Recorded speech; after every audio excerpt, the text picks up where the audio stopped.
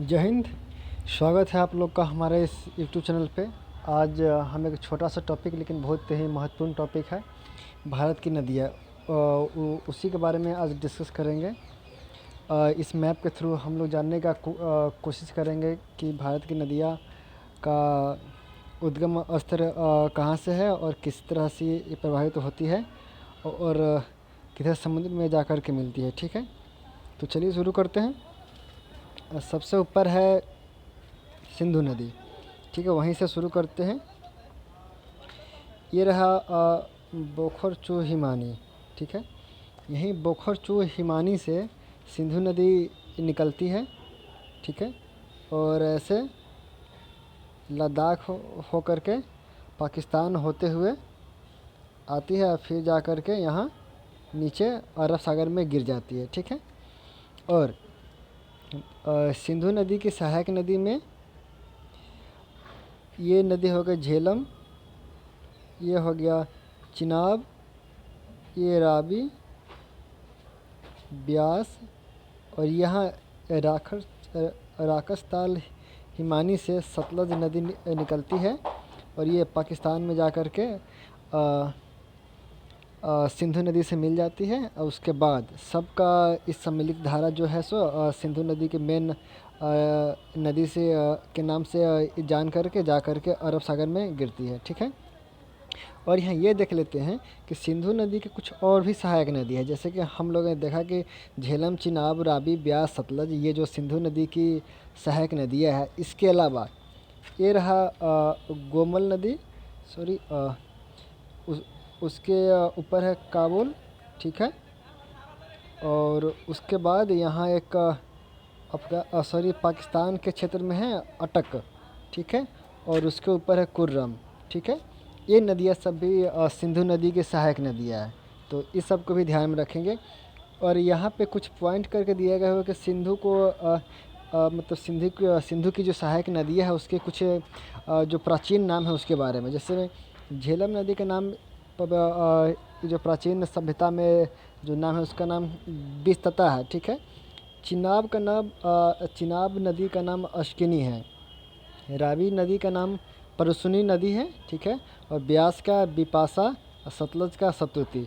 अर्थात ये जो सहायक नदियाँ है इसका प्राचीन नाम दिया गया हुआ था, उसको हम लोगों ने देखा। ठीक है, और देखते हैं कि अब ये झेलम, चिनाब, रावी, ब्यास, सतलज का मतलब उद्गम कहाँ से है और कैसे कैसे जाती है। ठीक, तो सतलज नदी के बारे में हम लोगों ने देख लिया कि यहाँ राकसताल से निकलती है और हिमाचल प्रदेश होते हुए ये जाती है, फिर सिंधु नदी में जाकर के मिल जाती है। ठीक है, और इसके ऊपर है रोहतांग दर्रा। ठीक है, तो रोहतांग दर्रा से ब्यास नदी और रावी नदी। ठीक है, यानी रोहतांग दर्रा से दो नदी निकलती है, ब्यास और रावी। ठीक है, और दोनों नदी जा कर के ये भी सिंधु नदी में मिल जाती है। ठीक है, और उसके जस्ट ऊपर है वारालाचा दर्रा। ठीक, तो यहाँ से चिनाब नदी निकलती है। ठीक है, और यहाँ से चिनाब नदी निकलती है और फिर ये भी जा कर के सिंधु नदी में मिल जाती है। और इसके जस्ट ऊपर है बेरीनाग। ठीक है, बेरीनाग है, और तो फिर यहाँ से झेलम नदी निकलती है। ठीक है, और झेलम नदी भी आगे जा कर के सिंधु नदी में मिल जाती है। तो इस तरह से हम लोगों ने सिंधु नदी और सिंधु नदी के महत्वपूर्ण 5 सहायक नदियों के बारे में देख लिया। ठीक है, चलिए आगे देखते हैं। और यहाँ है गंगोत्री हिमानी, और यहीं से निकलती है गंगा नदी। और गंगा नदी की एक शाखा भागीरथी और एक अलकनंदा, और दोनों जब आकर के मिलती है तो इसका नाम गंगा हो जाता है। और वहाँ से आगे बढ़ती हुई उत्तरी भारत के मैदानी इलाकों से और मैदानी इलाकों को सिंचित करती हुई बंगाल पहले बांग्लादेश और उसके बाद बंगाल की खाड़ी में जाकर के मिल जाती है। ठीक है, जस्ट इसके बगल से ही यमुना नदी निकलती है। जो यमुना नदी की की खासियत ये है कि ये गंगा नदी के समानांतर बहती है, जैसे कि यहाँ पे देख सकते हैं। ठीक, ये गंगा नदी के समानांतर कुछ दूर तक मतलब बहती है और उसके बाद जा कर के गंगा नदी में मिलती है। ठीक है, ये इसकी खासियत है। ठीक, और चलिए आगे देखते हैं, थोड़ा सा ऊपर करके देख लेते हैं हम लोग। यहाँ देखते हैं, अब ये जो गंगा नदी जो आ रही है, तो इसकी सहायक नदी में जो कि उत्तर साइड से आकर के मिलती है, इसमें शारदा नदी हो गई, राम गंगा नदी हो गई, यहाँ पर घाघरा नदी हो गई जो कि बिहार के क्षेत्र में है। ठीक है, यहाँ कोसी हो गई, महा महानंदा हो गई। ठीक है, और सबसे पूर्वोत्तर में आकर के मिलने वाली नदी है सो ये ब्रह्मपुत्र नदी है। इसके बारे में भी हम लोग देख लेते हैं। ठीक है, तो फिलहाल यहाँ देख लेते हैं कि गंगा की सहायक नदी। फिर यहाँ से अमरकंटक की पहाड़ी से सोन नदी निकलती है, जो कि पूरब और उत्तर और पूरब की ओर प्रभावित तो होती हुई जा कर के गंगा नदी में मिलती है। ठीक है, यहाँ से जो कि देख सकते हैं यहाँ पे। ठीक है, तो इस तरह से हम लोगों ने गंगा नदी के बारे में देखा। और गंगा नदी के उद्गमन का एक पॉइंट ये भी है कि गंगा नदी जहाँ से निकलती है वहाँ से इनका नाम गंगा नहीं होता है। इसके बारे में यहाँ पर मैंने एक बना करके लाया हूँ मैप, यहाँ पे देख सकते हैं। ठीक है, यहाँ पे मैं आपको दिखा दे रहा हूँ सही से। देखिए,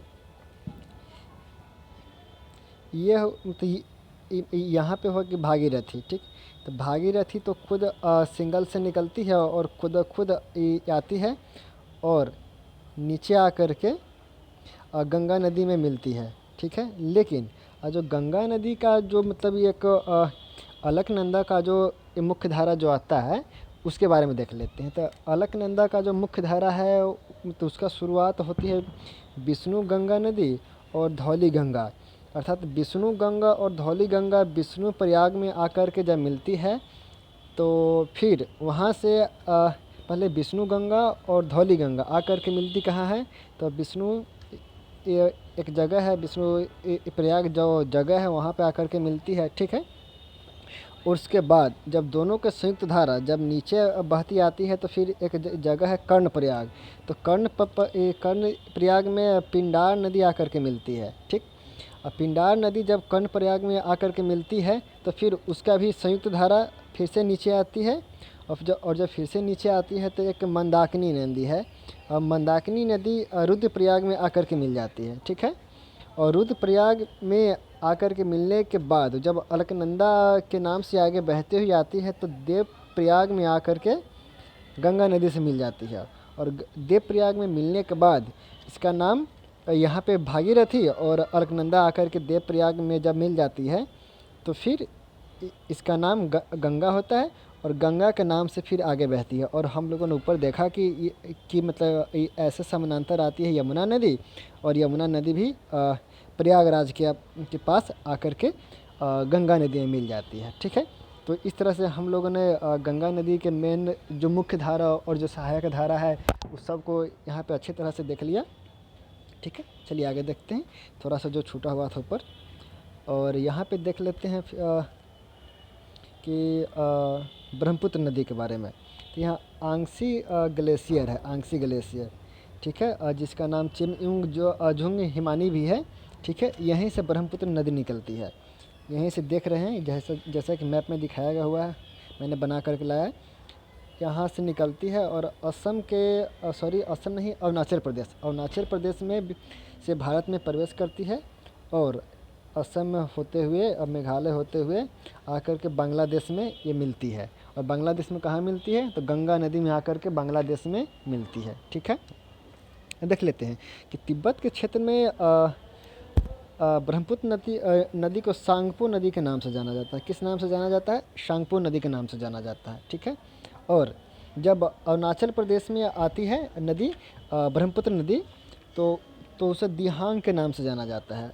अरुणाचल प्रदेश में किस नाम से जाना जाता है, तो दिहांग, यहाँ पे मैंने दिहांग लिखा भी है। अरुणाचल प्रदेश में दिहांग के नाम से जाना जाता है। जैसे जैसे असम के क्षेत्र में आती है तो असम के क्षेत्र में आने के बाद तो उसका नाम ब्रह्मपुत्र नदी के नाम से जाना जाता है। ठीक है, तो इस तरह से हम लोगों ने ब्रह्मपुत्र नदी का उद्गमन और कैसे कैसे किस किस राज्य को टच करती हुई आती है और कहाँ इसका नाम क्या नाम है उसको हम लोग देख रहे हैं।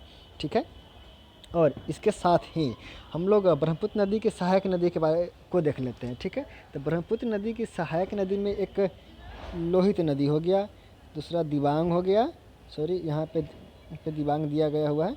ठीक है, उसके बाद माजुली नदी भी है। ठीक है, उसके बाद मानस नदी भी है, उसके बाद सुवर्णगिरी नदी भी है। ये नदियाँ सब ब्रह्मपुत्र नदी की सहायक नदी है। एक यहाँ पे एक कामेंग नदी भी है। उसके बाद ये सब सहायक नदियाँ हैं। ठीक है, और ये नदी आकर के बांग्लादेश में गंगा नदी में मिलती है, संयुक्त धारा, जो कि ब्रह्मपुत्र के नाम से जाना जाती है। और यहाँ एक बात और हम लोग ध्यान में रख सकते हैं कि जब गंगा नदी जब उत्तरी मैदानी भाग को जब पार करती हुई जब बांग्लादेश में आती है, तो बांग्लादेश में इसका नाम पद्मा पड़ जाता है। ठीक है, और जब ब्रह्मपुत्र नदी आती है तो उसका नाम जमुना पड़ जाता है। ठीक है, और दोनों की संयुक्त धारा जब बांग्लादेश में जब मिलती है एक साथ, तो उसका नाम मेघना हो जाता है। और वही मेघना के नाम से आकर के बंगाल की खाड़ी में गिर जाती है। और बंगाल की खाड़ी में बंगाल की खाड़ी में मिलने से पहले यहाँ पे बहुत बड़ा चापाकार डेल्टा का निर्माण करती है, जिसको हम लोगों ने यहाँ मतलब हमने यहाँ पे लिखा है। ठीक है, चापाकार डेल्टा का निर्माण करती है। ठीक है, और एक बात यहाँ पे और भी ध्यान रख सकते हैं कि मणिपुर में एक जगह है माउंट जानपो, जो कि मणिपुर में है। ठीक है, वहीं से एक बराक नदी निकलती है। ठीक है, बराक नदी, और वो बराक नदी जो जब मेघना में आकर के मिलती है कहाँ, तो बांग्लादेश में। इस बात को ध्यान रखेंगे। ठीक है, तो इस तरह से हम लोगों ने गंगा नदी को पूर्ण रूप से देख लिया। और एक पॉइंट यहाँ पर देख सकते हैं कि जी ठीक है, पहले हम लोगों ने ब्रह्मपुत्र नदी को यहाँ पे कंप्लीट कर लिया, गंगा नदी को भी कंप्लीट कर लिया, और गंगा की सहायक नदी है यमुना, जो कि हम लोगों ने देखा था। ठीक है, इसकी कुछ सहायक नदी है, जैसे में केन हो गया, बेतवा हो गया, और हाल ही के न्यूज़ में हम लोगों ने सुना भी है कि केन बेतवा लिंक परियोजना जो कि चल रहा था वो कंप्लीट हो गया है। ठीक है, इसी केन बेतवा पे लिंक ये परियोजना का ये शुभारम्भ हुआ है। ठीक है, और उसके बाद देखते हैं कि यमुना की और भी सहायक नदी है, जैसे में सिंध हो गया। ठीक है, तो ये सब इसकी सहायक नदियाँ हैं। ठीक है, तो चलिए हम आगे देखते हैं। ये और फिर यहाँ छत्तीसगढ़ के छत्तीसगढ़ के पास यहाँ से एक नदी निकलती है, दामोदर नदी जो है ना, सो यहाँ से निकलती है, और पश्चिम बंगाल तो होते हुए जा कर के ये भी गंगा की सहायक नदी बन जाती है। अर्थात ये भी बंगाल की खाड़ी में बांग्लादेश में बांग्लादेश में जा कर के गंगा नदी में मिल जाती है। ठीक है, और उसके जस्ट नीचे है एक स्वर्ण नदी है, जो कि बंगाल की खाड़ी में स्वतंत्र रूप से गिरती है। ये रहा छत्तीसगढ़ की पहाड़ी के पास ये महानदी है, और ये महानदी भी बंगाल की खाड़ी में जाकर के गिरती है। और ये महानदी की कुछ सहायक नदियाँ हैं, जिसका नाम बैतरणी हो गया, ब्राह्मणी हो गया। ठीक है, इसे भी ध्यान रखेंगे। ठीक, इसके ऊपर आते हैं तो यह अमरकंटक से, जैसा कि हम लोग जानते हैं कि यहाँ से नर्मदा नदी निकलती है और जाकर के अरब सागर में गिर जाती है। और अरब सागर में जब गिरती है तो उससे पहले एक ज्वारनद डेल्टा का निर्माण करती है। हम लोगों ने देखा कि गंगा नदी भी बंगाल की खाड़ी में गिरने से पहले निर्माण करती है, डेल्टा का निर्माण करती है। ठीक है, और ये ज्वारनद का निर्माण करती है। ठीक, और उसके जस्ट नीचे है ताप्ती नदी, और ये भी ताप्ती नदी भी जा कर के अरब सागर में ही गिरती है। इस बात को ध्यान रखेंगे। ठीक है, चलिए थोड़ा आगे बढ़ जाते हैं। आगे देखते हैं कि ये रहा त्र्यंबकम की पहाड़ी, और त्र्यंबकम की पहाड़ी से गोदावरी नदी निकलती है। ठीक है, और ये भी अरब सागर में आकर के बंगाल की खाड़ी में आकर के गिरती है। इसकी टोटल लंबाई 1465 किलोमीटर है। ठीक है, और इसकी कुछ सहायक नदियाँ हैं, यहाँ पे मैंने लिखा है कि पेनगंगा, बेनगंगा, इंद्रावती, शबरी, उसके बाद प्राणहिता, वर्धा, प्रवढ़ा, उसके बाद एक यहाँ पे है मजीरा। ये सब क्या है, ये गोदावरी की सहायक नदियाँ है। ठीक, उसके जस्ट नीचे ही देखते हैं कि महाबलेश्वर की पहाड़ी जो कि महाराष्ट्र में है, यहाँ से निकलती है कृष्णा नदी। ठीक है, यहाँ कृष्णा नदी है जो कि ये भी बंगाल की खाड़ी में आकर के मिल जाती है। ठीक, इसकी भी कुछ सहायक नदियाँ हैं जिसको मैंने नोट किया यहाँ पे। उसका नाम है भीमा, उसके बाद मुंशी, अमरावती, कोयना, पंचगंगा, दूधगंगा, घाट प्रभा, मालप्रभा। ठीक है, और एक यहाँ पे छूट गया जिसका नाम है तुंगभद्रा। यानी ये भी क्या है, तो ये भी कृष्णा, ये सब कृष्णा की सहायक नदियाँ है, तो इसे भी ध्यान में रखेंगे।